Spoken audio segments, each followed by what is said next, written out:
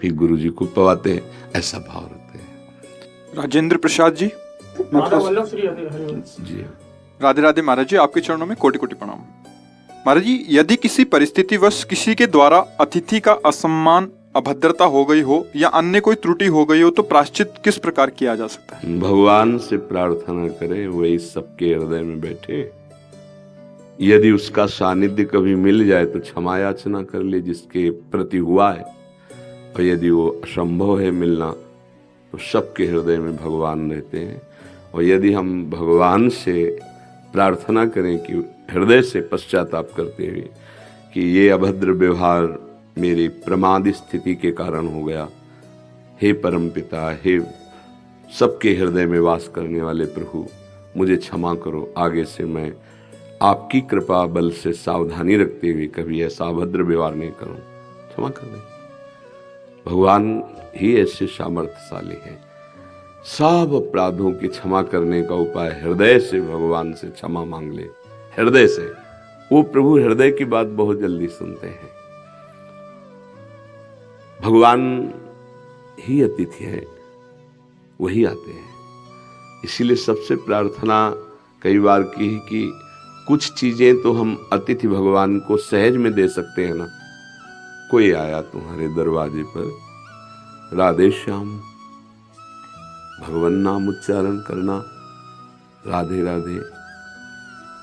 अब इसके बाद मृदु वचन बोला, कैसे पधारे आप, अर्थ चाहिए, रुपया चाहिए, मैं रुपया लेने आया हूं या अमुक चीज लेने आया।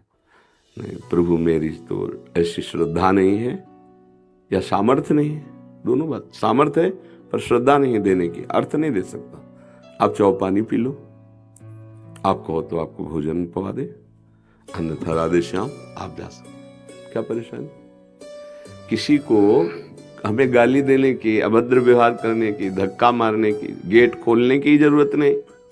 यदि हमारा भाव नहीं बनता है, हमारा विश्वास काम नहीं करता है आप पर, तो आप आए हैं बाहर से ही बात कर लेते, राधे श्याम, राधे राधे, मृदु वचन।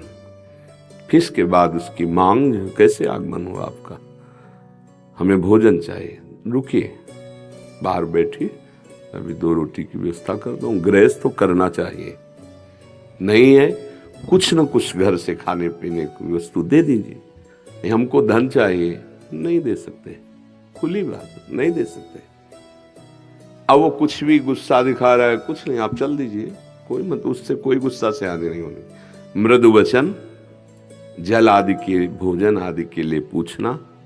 अगर हमारा विश्वास श्रद्धा बनता है तो आसन दे देना बैठने। इसके बाद आप स्वतंत्र हैं, दे सकते हैं या नहीं दे सकते, इस पर कोई अपराध नहीं लगता। आपका भाव नहीं बन रहा है, हम आपको अर्थ नहीं दे सकते। हमारे पास है पर हमारी श्रद्धा नहीं, हम आपको नहीं दे पाएंगे, खत्म खेल। ना वो अपमान माना जाएगा, ना वो तिरस्कार होगा। मृदु भाषण, आसन, जल, ये तो किसी को भी दिया जा सकता है, भोजन आदि गृहस्थ धर्म में ये तो पर्याप्त होता ही है। इसके अलावा आपकी श्रद्धा में छूट है कि आप दे सकते हैं या नहीं दे सकते हैं। तो हम क्यों अभद्र व्यवहार किसी से करें? और कोई ऐसे, हम कह रहे हैं ऐसे ही कोई आ गया, पर अपने दरवाजे आ गया ना, राधा राधा, राधे श्याम। हम भद्र व्यक्ति की तरह व्यवहार करें, अभद्र व्यवहार न करें, क्योंकि मनुष्य जीवन मिला है, अभद्र व्यवहार क्यों करें?